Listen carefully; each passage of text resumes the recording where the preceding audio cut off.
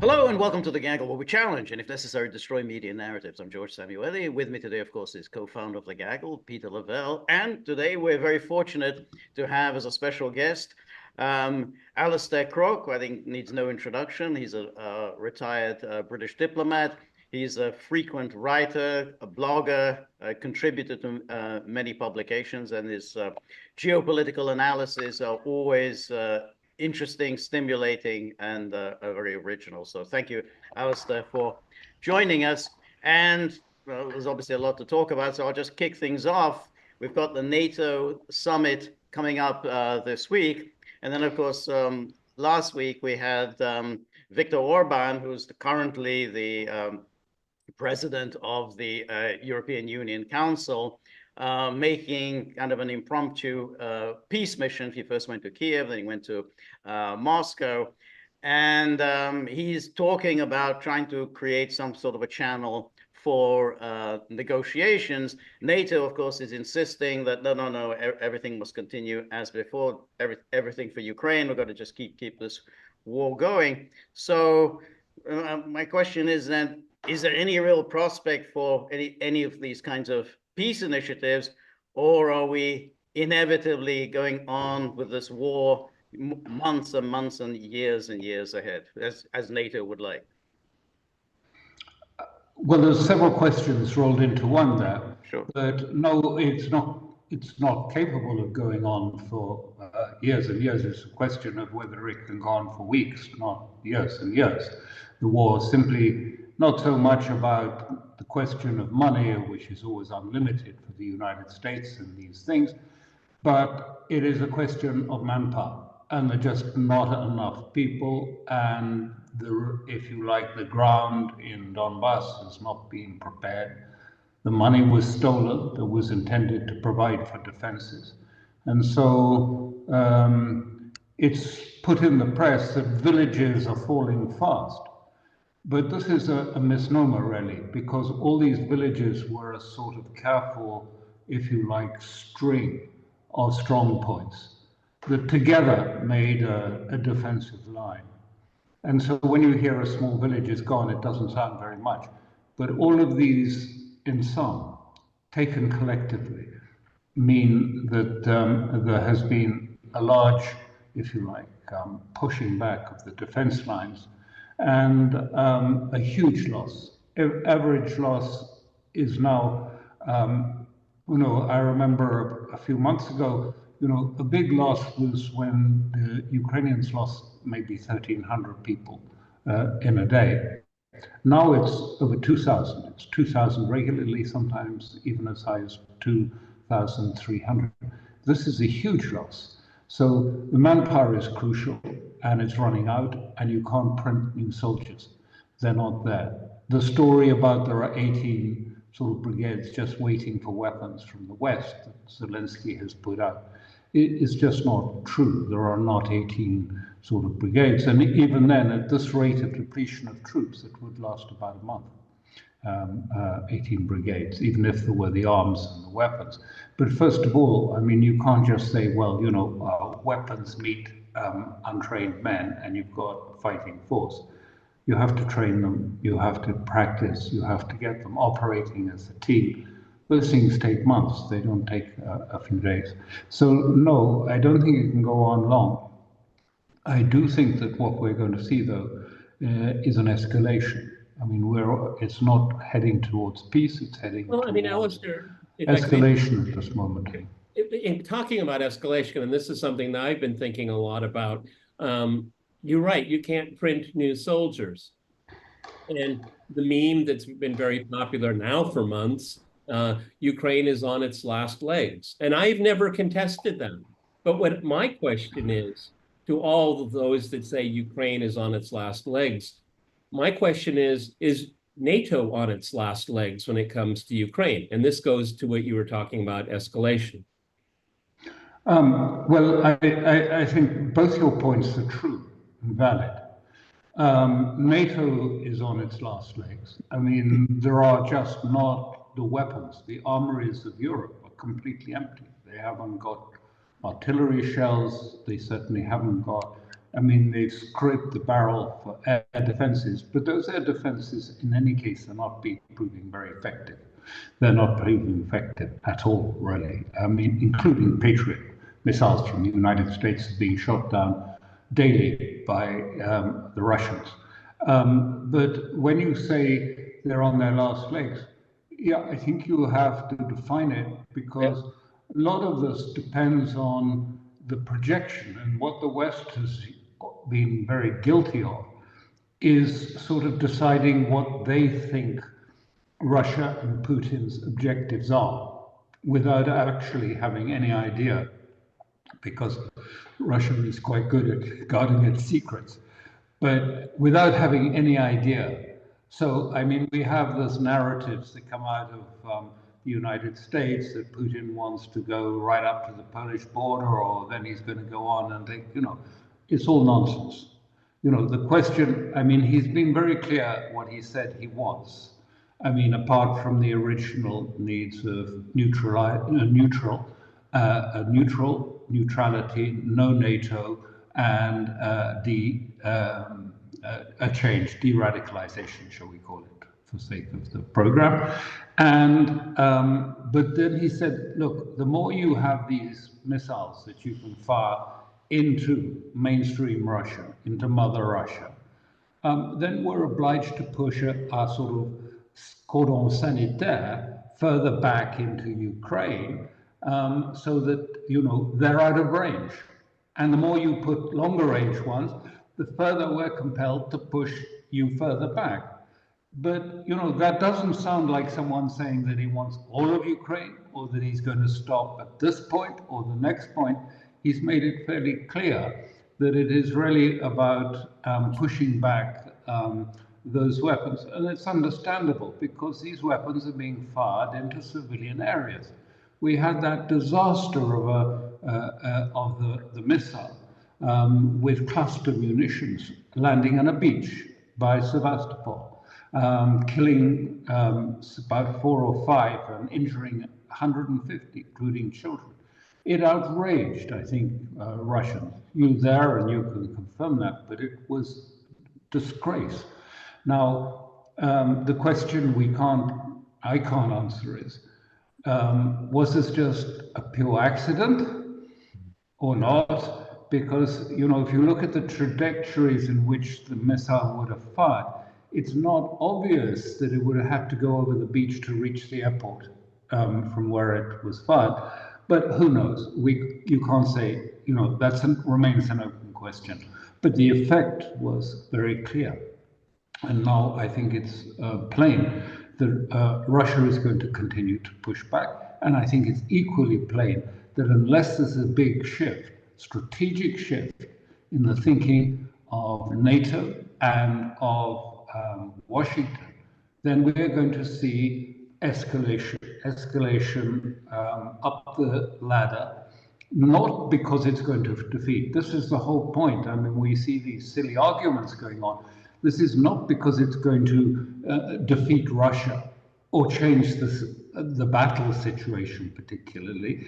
This is about politics in America. This is about the election campaign. Yeah, and Alastair, this kind of escalation doesn't benefit Ukraine on the battlefield. That's what I'm saying. It has no strategic effect on the battlefield at all. This, I mean, bluntly put, is basically terrorism of the civilian population, no more. And it won't achieve, it neither achieves any difference on the battlefield, nor does it achieve the end of sort of weakening Russia, because Russia has the tendency, and we've seen it in these times, it actually hardens the resolve of Russians to pursue this war and to pursue it to its end. So it's not somehow weakening President Putin, weakening the commitment of Russia to the war. It's doing the opposite. So when you boil it down, at the end, it's only about, the right optics for going into the US elections, which is in itself, I mean, a terrible thing to say, that, that effectively, whatever it is, 2,000 young Ukrainian men have to die day after day after day until November because that's a good optic for a presidential election. But at the end of it, that's what it's about, I have to say. It's a crime, but we are in that situation, not for the first time. So I think what's going to happen at NATO, I think people are misreading NATO badly. My impression, I mean, it's held out in the press, it's said widely in the mainstream, you know, this is all about Ukraine and this is all about, you know, assuring a sort of long-term future for Ukraine. I think NATO and most of the West have given up on this long-term future for Ukraine because, first of all, there's a presidential election going to come in between that. And what's more, we have something else which is going to be equally important. You know, is Biden going to be the candidate? Is Biden going to be the person who's the who stands for the election? There's a lot of pressure and it's very complicated. So let's not get into American politics. I'm not an expert on that. But if it is, for example, the vice president that were to take over because of pressure from donors principally and others, if it's the vice president comes in, you know, the question is, does she keep the same team? She's known not to like them. It's very likely if she did officially legally become sort of acting president under Article 25 of the Constitution, or whether she became a candidate rather than the actual president. I mean, she is, and the sort of sense around her is, she's going to bring her own team, because she doesn't like those people anyway, because they've been hugely critical of her during her time. Yeah, so what's that mean for Ukraine? But the problem is that nobody will want to be part of her team. I mean, she's going to have to really look high and low. I know, yeah, you're absolutely right. But anyway, so what does it mean if she brings in a new team? I mean, says, okay, I'll do without the old ones. There'll be pressure on her to keep the existing ones, particularly in terms of Gaza and the Middle East. However, you know, she can't depart from the policy. I mean, you know, it's the same policy. The base policy is, as Biden said in his latest interview with ABC, and he said, you know, I'm the guy who shut down Putin. We shut him down. I expanded NATO across Europe. I did all these things. I mean, you know, if she does become it, she can't radically change from the baseline of policy that has been set by the Democrats. One more thing, and then I'll throw it over to George. Then I agree with you completely, but I really get tired of people saying up until the election, until after the election. You've just proven it doesn't really make a difference. You know, I guess when in terms of election, they don't want to have the perception of lost. You can lose after the election, but you know, it's the perception before the election. But after the election, the policy won't change. I've already talked too much. Sorry, George. No, I agree. No, I think the policy will change. I think the policy is already, in a sense, it's not changed, but it's sort of the first steps towards it changing, because firstly, Zelensky is saying, you know, in an interview in Europe, and saying clearly, look, it can't go on. It can't go on much longer. Can't go on for years. A couple of months. There are too many wounded and there are too many killed. It's a sort of shift. I'm not saying this is a strategic shift, but you know, a month ago or even a few weeks ago, he would have said, just give me the weapons. We'll win. We'll get there. You've just got to give me the weapons. And now the language is slightly shifting. He is not invited to NATO. I don't know whether he will decide to say to hell with that and turn up out of the blue, but he's not invited to NATO. And simply, if we look at the European elections, the MEP elections, Member of European Parliament elections, I mean, it is very clear. It's unsaid in much of the mainstream media, but polls make it very clear. 20 out of 27 states voted for parties that were anti-establishment. And one of the key issues was Ukraine. A poll a poll that was done by Eurasia very recently, which is an American institution, NGO, showed that 88% of Europeans did not want any conflict over Ukraine. They wanted a peaceful solution to it.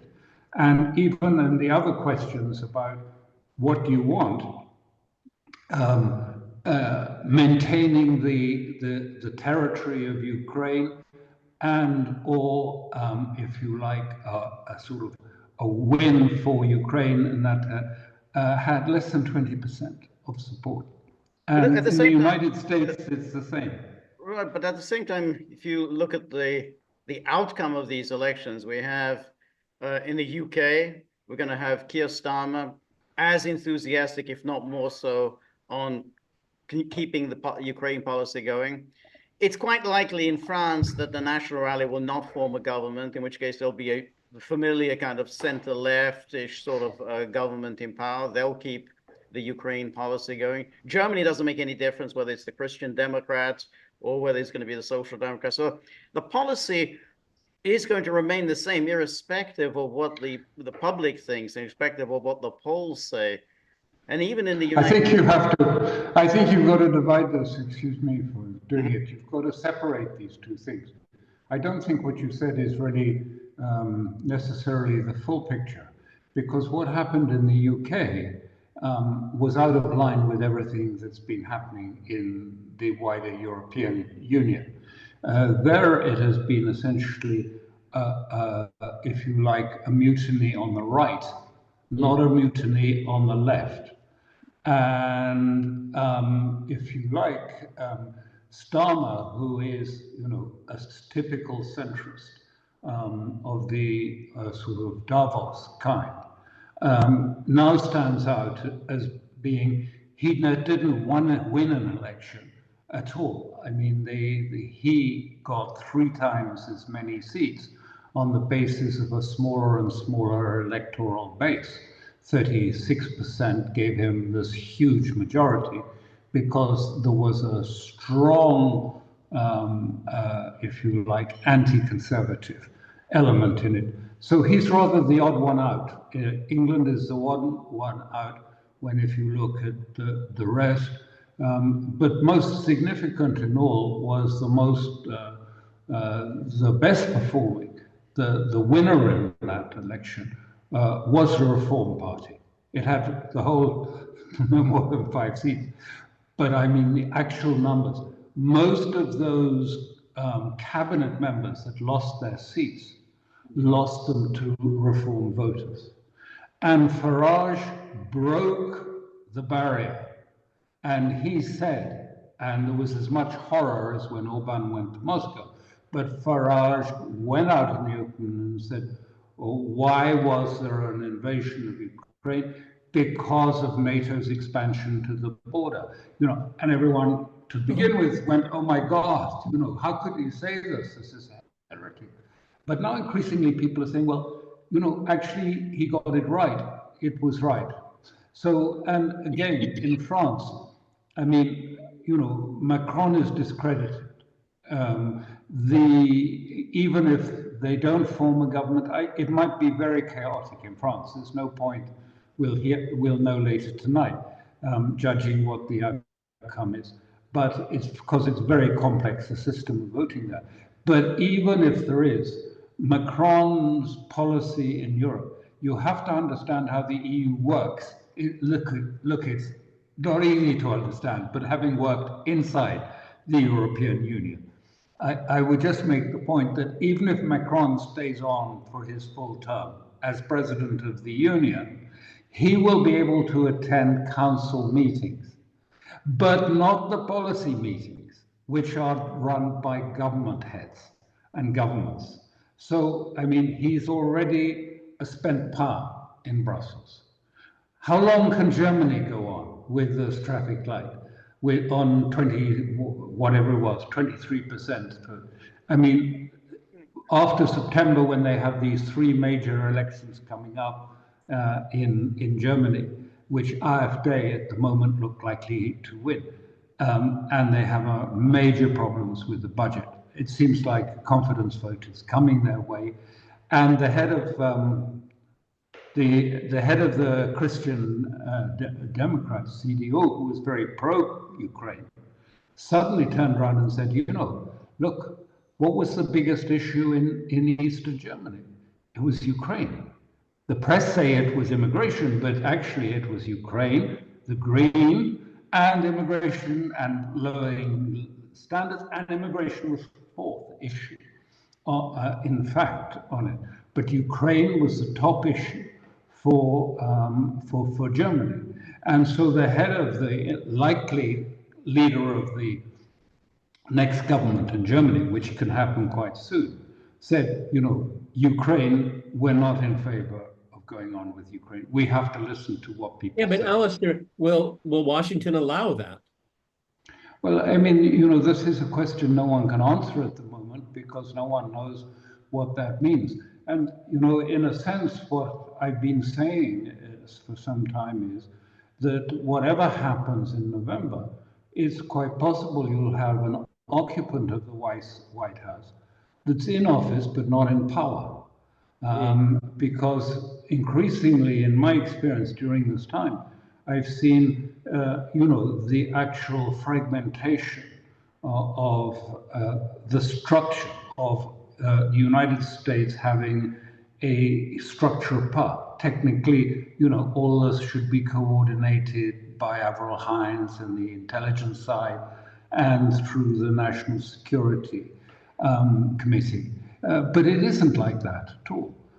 You only have to look at the United States to understand, and I know this absolutely.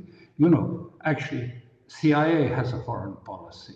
CENTCOM has a policy that's different from the Pentagon policy. There are all these princes. The Treasury has a different policy. They all come and say they have a foreign policy. I remember going to the Treasury a long time ago where I was dealing with Iran and the Iranian nuclear issue, and saying, look, there's been a presidential order changing the rules and you're not observing it. And they just turn around and look at you and they say, look, that may be the president's policy, but it is not the policy of the United States Treasury. And as I say again, President Trump ordered the troops to leave Syria. And what happened? CENTCOM said, no, they stay. Sorry, Mr. President, they're staying. So you have I'm just trying to say that it's going to be whoever is in power, you still have all these princes who are guarding their fiefdoms, who pretend to have their own, pretend not in the word of deception, because it's not deception, but have an aspiration to their own foreign policy. But what do you think? Let's think of these 2 scenarios of November, and basically the most important election of all is the one that's in the United States. So let's say it's either Biden or Harris is president come November, or it's Trump. Which way do you think either is going to go, or do you think they'll go in the same direction? No, I think quite clearly. If it's a Democrat win, they do, to a certain extent, hold the commanding heights of the American system, the American institutional system at this time, by which I mean they have the media, they control much of the financial institutions, they control the Senate, and they have control in many areas of institutional life in the Treasury and Homeland Security. All these things have been for some years now, under, shall I just call it, blue control this time. Now, what I'm saying is that if there was things will not change that much. If there's a blue win, if there is an upset and a completely different win come inside, then imagine the difficulty of bringing, if you like, this whole series of mutinous princes into order and changing. I mean, you know, the CIA has had its own policy. I mean, when we were in Syria, dealing with Syria, you had one CIA training project for one group of Syrians, so-called militants, and then the Pentagon had another one, and they were actually fighting each other. I mean, the groups on the Pentagon side were fighting the CIA, and it was as bad as that. And I'm saying, therefore, that I think if there is a red win at the election, there will be, first of all, a question of changing house. In the United States, you can correct me if I'm wrong, but I think it's something like 150,000 posts and jobs are usually, you know, changed or exchanged when the election takes place. I mean, that's a mammoth task in itself. But then you're going to sort of change the ethos of CIA, which needs a change. Change the ethos of CENTCOM, which tends to operate partly as a law unto itself. And, you know, Trump was unable to do that in the past, completely unable. They just said no. So, I mean, it's going to be a structural problem there that is going to be present. Well, but I mean, don't rule out the sense. Don't rule out the sense. I feel just one quick point, and then sorry, I don't want to run over. But you know, I was in Afghanistan when the whole process imploded, and when things implode, they implode quite quickly. I mean, much quicker than people think. It just starts coming apart. I don't rule out that we may be surprised by. I'm not talking just about a military implosion, but an implosion at the center, that the center doesn't hold any longer. And then there's no periphery anyway left in Ukraine. And that the whole thing then devolves into whatever it devolves into, who knows. But I mean, it's quite possible that it is just going to implode because of political pressures or military pressures, or because the US is, you know, in the point of swerving. We can't tell. But I mean, don't rule out, not the sense that they're going to fail in that military sense you were talking about, but in the sense that we're already seeing signs of it, you know, where battalions are just refusing orders and things like that. And I saw these things in Afghanistan at some point. One of the things that George and I have talked about, and not being frivolous, to be honest with you, is that, you know, again, whatever Trump says, and I'm not a Trump supporter, okay, I want to make clear, whatever he says about NATO, it's always embellished by his critics, okay? So Trump is good at, again, he's mentioning about pulling out of NATO, okay? Trump's not a very nuanced guy, but, you know, he's more nuanced than he's given credit for. I don't preclude the possibility, if there is, considering the imploding Democratic Party, let's say Trump is reelected. What's to stop Congress from impeaching him again? They impeached him out of office. They'll impeach him before he gets there.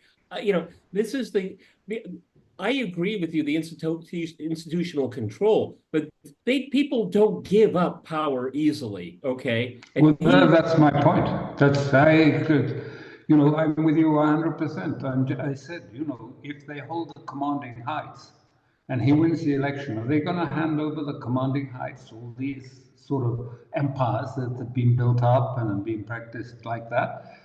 You know, I don't feel myself equipped to give a proper judgment, because you have to go deep into American understanding it, and I don't feel deep. But I'm just agreeing with you on it. The problem is, or maybe that's not the right word, but irrespective of what you think of Donald Trump, I think it's fair to assume that he has a learning curve. He realized that the Justice Department, his own Justice Department was against him, his own Pentagon was against him, and just about everybody else.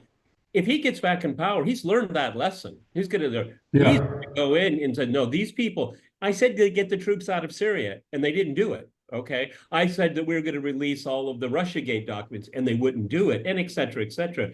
That's what these people are afraid of. They're not only their livelihood, but the entire structure that they have created. And, you know, who would blame Trump for having a little sense of revenge for what they did during his first term? That's the kind of implosion I worry about. Oh, you're absolutely right. I mean, I think that is a very correct description of it. And, you know, you underplay, not underestimate, but underplay. How do you know, there's been several presidents going back to Kennedy and earlier who said, you know, we have to start again. The CIA needs to be completely thought through from scratch. They have an army. I mean, they have money. They have influence at Congress. You know, this is not something you just write an executive order and then hand it over to the. I mean, this is, you know, this is serious. I don't have an answer to that. I mean, I think, you know, but these are the things that he'll have to do. But it's going to mean, I think, that defining what American foreign policy is going to be in that period is almost impossible, because it's going to be with this mix of sort of perhaps mutinous princes who are going to fight for their fiefdoms and their turf like tigers against, you know, a man. Yes, he's prepared himself much better than last time. I mean, he's, you know, looking to try and get people not sort of select his bitter enemies into his drawing room. But yeah, I think it's going to be very, very hard in what you say about the implosion. There's also another because the aspect to it. implosion is big. Yeah, there's other, I mean, Peter and I have generally agreed that Trump wouldn't want Ukraine hanging over him during his second term. And that I think that's right. On the other hand, does Trump want to go down in the history books, as he sees it, as the man who lost Ukraine? I mean, that's another. I mean, you have to sort of try to figure out what he's thinking. And he said, yeah, but then in the history books, they're going to say, I'm the man who lost Ukraine. And he said, you know, that could well mean something to him. It's like presidents, you know, Kennedy, Johnson, Nixon, they all thought, yeah, of course, this war is crazy and we need to get out. But I don't want to go down in history as the man who lost Vietnam. And so they continue with it. So that's why I think it's not immediately obvious which way Trump will go. Does he want to get rid of this? Or does he want to avoid the tag of being the president who lost Ukraine? And to add flesh to that, when they had that humongous foreign aid package, you know, everything Trump had said about the Biden's war, which that's what it should be called, he was ambiguous. But then when push came to shove, he backed Speaker Johnson. George is absolutely right. I think, you know, this is that real tension right there. And plus he knows, why didn't he pardon Julian Assange? There was very likely he could have. I mean, he talked to a lot of people that were very sympathetic to Assange's cause. But as George pointed out, and I think George is the only person that pointed out, and said Lindsey Graham would impeach him for doing that. Absolutely. Okay? Yeah, would. Yeah, no question. I think the first of all, that I think his point is, and what he's suggested is, that he would resolve Ukraine almost before he takes office, if there was an election. I think that means very clearly, that points to what he would say. He would say, I haven't, you know, he lost this. I mean, this is the traditional thing, of course, in politics, but to say, you know, I didn't lose Ukraine, because, you know, he's going to do it even before he takes office, perhaps. He'll say, Biden lost Ukraine. Biden took us to the brink of Third World War. It was hugely dangerous, and I'm saving us from going into a disastrous war with Russia, for which there's plenty of evidence that Americans would agree with that. They don't want war with Russia, and certainly not, and they increasingly are losing confidence in Ukraine with all the corruption and with the scandals. So if he does it in that sense of doing it quickly, I think it is possible to push all of the, and I think that's why he's saying I'll do it, almost before, I'll have it sorted before I take the oath of office. I don't know if I'm doubtful myself, and I suspect Peter would agree. I'm doubtful that it's that simple, because I'm not sure that Trump or anyone understands how complicated Ukraine is. They don't understand. I mean, I have spent a lot of time involved with Ireland, and the negotiations took place between the Protestants and Catholics a long time, years ago. And we thought it was simple when we started off. I was very young and naive. And you thought, you put the two people in a room and you say, let's get an agreement. It didn't work out like that. It was a disaster, because you have completely different people with one version of history and one vision of the future, and a completely different version of history, account of history, and a different vision of the future. And you can only get to a political solution in that case at the point at which both sides say, look, I disagree with him. I don't accept his vision of the future. His history is completely wrong. But I do now accept that that is an authentic position of his community. And of course, we've had just the opposite in Ukraine from the Maidan. The people in Donbass and Donetsk, that these were traitors and that they were insurrectionists against the Ukrainian state that was illegally established by a coup d'etat, and that they therefore deserved to be killed or put down by military force. I mean, this is very similar to the sort of ideas that were existing in Ireland. It's not easy to then, because there isn't one size all fits all solution that's available to Ukraine. I mean, what we have in Ireland is the Southern Ireland and the Northern Ireland, and in Ukraine, increasingly, we have the east of the Dnieper and the west of the Dnieper.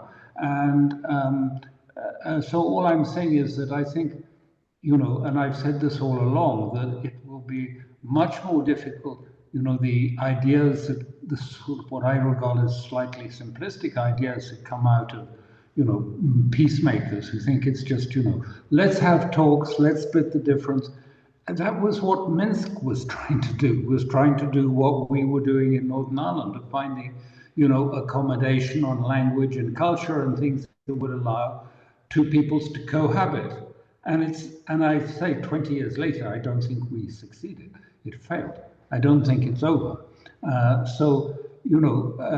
It's not easy. And I think Putin understands that and was probably trying to say some of that to Orban and say, it's not quite so simple. We're not interested in taking Kiev, as people talk about. Of course they're not. They couldn't, Kiev is 3.2 million people. You need a huge military force for doing that. And why would you do it? You do it, I know how Russia would think of it. They would think of it on the Aleppo model. You besiege, you sort of surround the city. You leave one road open for people who want to leave, for enough humanitarian food to come in and the city to preserve. And you wait, Maybe it'll take 7 months, maybe a year and a half. Eventually, you'll get some of the leaders of that city coming out and saying, let's do a deal, let's sort this out. You don't go in and you try sort of spraying everyone with bullets, either in Kharkov or in Kiev.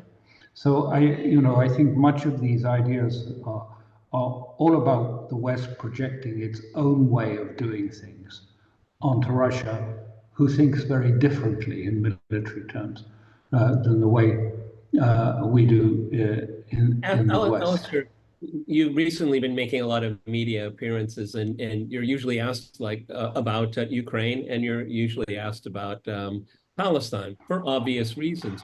But viewers of this should realize that Alastair puts out numerous newsletters, Conflicts Forum, and what I'm fascinated about your writing is about the trajectory, and not a very good trajectory, of Western civilization and the ethos of neoliberalism. and maybe I'm going to kind of jump over a lot of things that you said. I love reading these newsletters, but can you give us a glimmer of hope? I mean, is there a way the West can right its ship and get back on course? Because it's really quite depressing. I think your analysis is absolutely spot on, but it's very depressing. Well, I don't see it as depressing. I know that sounds a contrary view. On the contrary, I'm really quite excited about everything, because I think we're coming to the end of a long period. Maybe depends how long you want to judge it for, but for 500 years, certainly a period of Western primacy, and these things are always difficult. And I think, and I've tried to say this to people, and they find it quite difficult. But at the West at the moment is in a process of revolution and a cultural. This is, on one hand, the sort of wokish with traditional values and views. And these wars tend to be quite extended historically. They don't, there isn't one big battle and it's all done. It's not like that. There are periods, it gets worse, it gets better. And I think we're in one of those. But I think this is, this is catharsis. This is what you have to go through in order to come out the other side with a new, if you like, vision, which won't be like the old one. It always historically shows that it's going to be a different vision that emerges from this. But this is growth. This is the process of change. And I think it's what is amazing is it's happening so fast. I mean, now I'm just astonished, every day, and I'll wait for this evening and see what happens in France. But my prediction is, I don't usually give any predictions, but I say from here, 6 months hence, we won't recognize the sort of geopolitical landscape. It'll be so big. And I hope for good reasons. Yes, of course. I mean, renewal is always good. I mean, there'll be casualties of renewal. I mean, because it is a war, and like any war, some of the troops are going to be killed in this war. I mean, Alastair, again, people have to look at these newsletters. What we're up against. I mean, these people think in very Bolshevik terms. Okay, they're not compromising people. They're not. These kind of people don't say, "Yeah, I see your point. I know where you're." They don't. They don't say that. Okay, yeah. And that's why. This is why I've been saying when I was in Moscow last, two senior people there in Moscow, and I say, because they keep complaining. You hear them on television and things. I mean, the Europeans are impossible. I mean, they impose on us, they demean us, they attack us all the time. And I think, will you stop that? I mean, they're doing the same to us, by the way, us being Europeans living in Europe.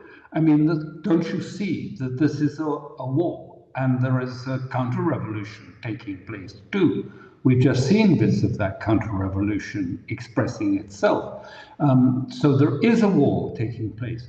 But why did you think it would be different? These are the Bolsheviks. Do you think they want to talk to you? Do you think they want your view? They stand for everything in contrast to your Russian values. You are the epitome of what they are trying to destroy and replace by another system in Europe. So don't you see it? I mean, we are in Europe, February 1917, St. Petersburg. Part of St. Petersburg goes on normally and life is like this. And in the streets, the army is already in disorder, mutinying and robbing and stealing, and the system is breaking down. And then I remember that, someone goes to the Tsar and says, look, you're in real trouble, and finds that most of the Romanov ladies are wearing red ribbons. The only difference with Europe now is their rainbow ribbons that the middle classes are wearing.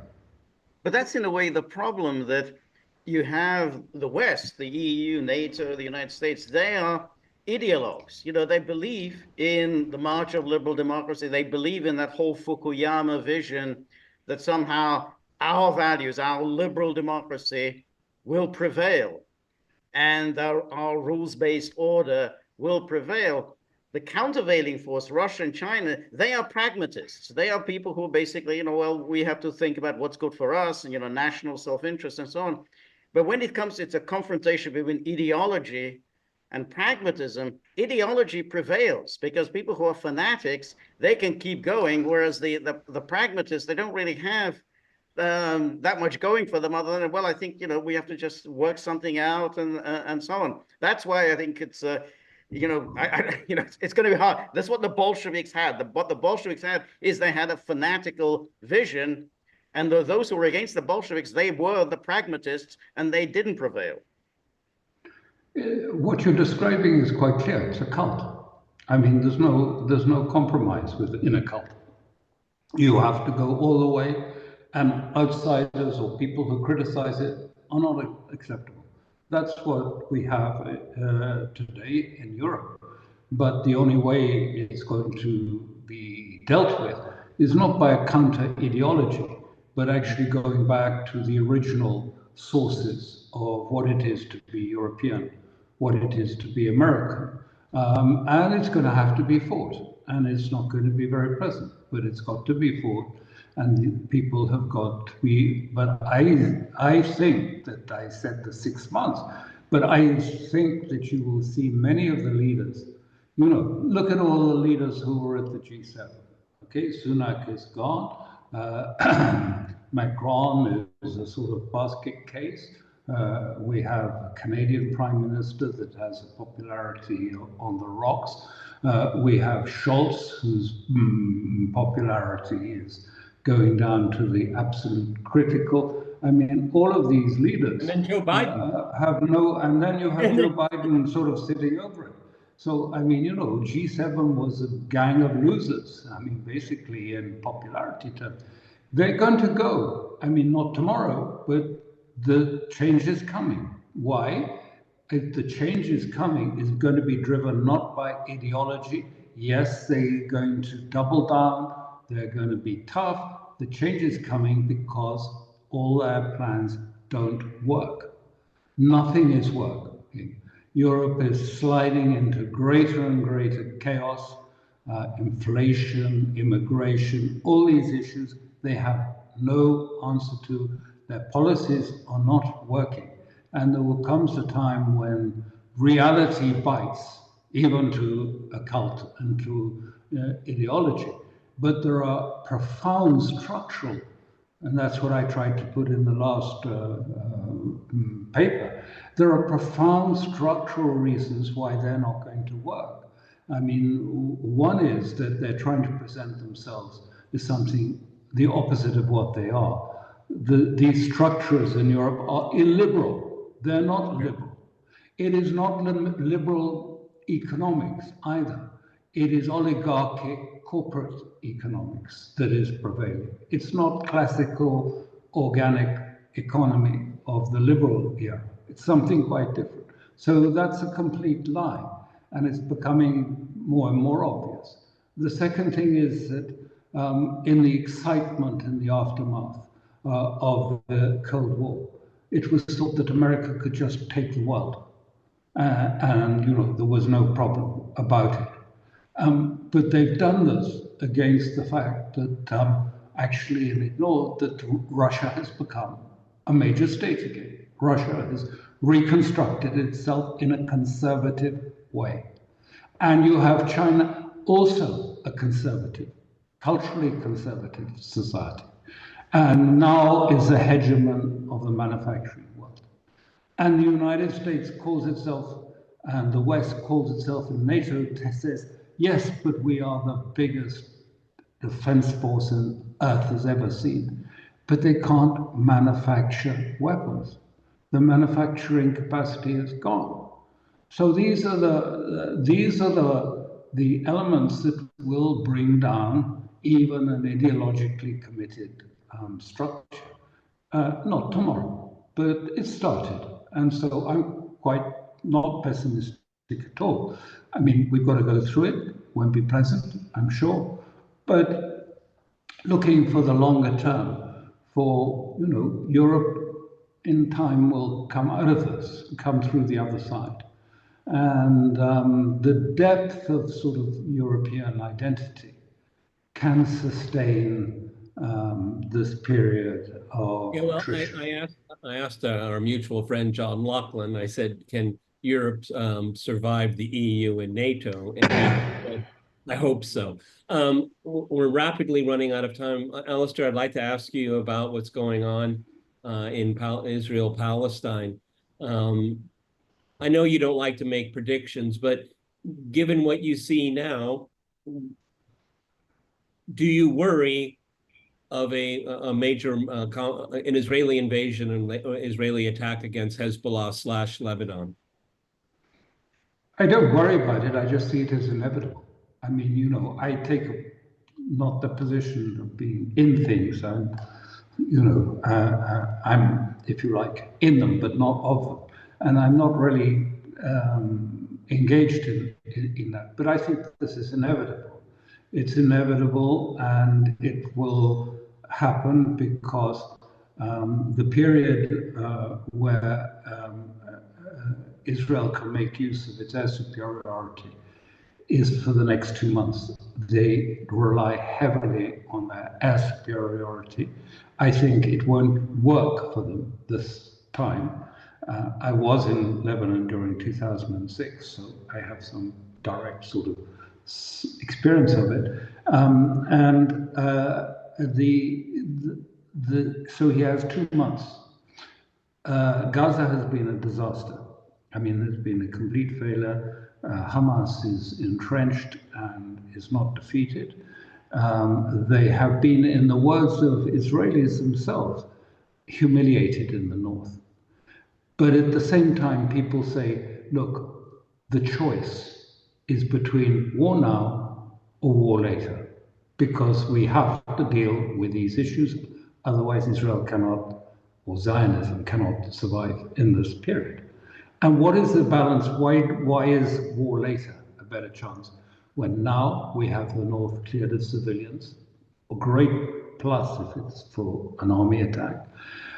Secondly, we have a White House and an American political system that is pliant and malleable, and Netanyahu is a master at these exercises, and that we can maybe even inveigle the United States into an attack, not just to support our operations there, but even go to Iran.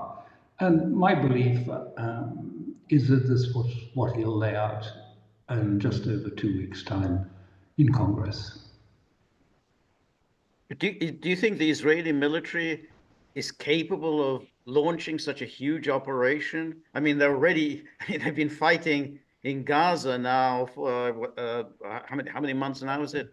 10 months now. Months. Do they really have the capability, the strength, the will for a war in Lebanon? No, and they say that themselves. They say that, you know, the war, you know, the Israeli army was never built for a months long, sustained. It was always a rapid force, rapid in, get the reserves mobilized, quick shock attack, and then withdraw, and it's over. They're not used to attrition, but attrition is the basis of the resistance's strategy against Israel. Not to allow, if you like, the flames to go up too quickly of the conflict, to control the escalatory ladder, not to let Israel, if they can avoid it, control the escalatory ladder, and that they don't think. I mean, you know, after 33 days in the 2006 war, it was Israel who said, "Can we have peace, please?" It wasn't Hezbollah. They couldn't sustain the attacks on their home base, on the infrastructure, on their people. I mean, it'll be much worse if they invade Lebanon. Much, much worse if Hezbollah goes all out. The question is, can can Hezbollah do a very careful metric of the application of force such that we don't have a full-scale regional war? I think that's what they would hope to do. But if it becomes an all-out war, then I believe that Israel would lose the conflict. Alastair, one of the things George and I have observed is that it's very, very difficult to defeat a nuclear power. It's almost, well, I mean, if a nuclear power feels impending defeat, they will most likely use their weapons. How does that apply to Israel? You know, I mean, this is the question no one discusses and will discuss. I mean, there have been suggestions made by Israel, I believe, reportedly, to American officials about unconventional tactics in Lebanon. I have to say, there is no implication there that means a tactical nuclear weapon. But many people in Lebanon, because I was talking to people in Lebanon, interpreted it in that way. Of course, America has tactical nuclear weapons, and maybe Israel does as well. They certainly have strategic weapons. If you want to know what the effect of a nuclear weapon going off in Lebanon is, you just have to look at what happened to the port of Beirut. What year was it? In 2016 or something? Maybe it was the date. 2019, I think. 2019. I mean, that'll give you a sense of what it would be like. Massive pressure sort of a wave, which would do the most damage. It's not the sort of actual fire of the explosion, but it's the pressure wave that creates the huge surrounding damage. The actual center of it is quite contained. I mean, if we're talking about 1 kiloton, it's about 250, just over 250 meters radius of complete damage. So not much more than a Zircon, hypersonic missile arriving. But it's the pressure wave, which the Zircon doesn't have. And the Zircon actually is much more precise in its destruction, much less, if you like, collateral damage. Would that be, I mean, beyond that, I can't say anything. Is anyone going to, I mean, you enter into the world of guesswork after that. Well, Alastair Crooke, that was a fascinating conversation. Really, really appreciate your giving us our time. I think it's a lot of food for thought. So thank you very much, and look forward to having you back again very soon. Thank you. Thank you, Peter. Thank you.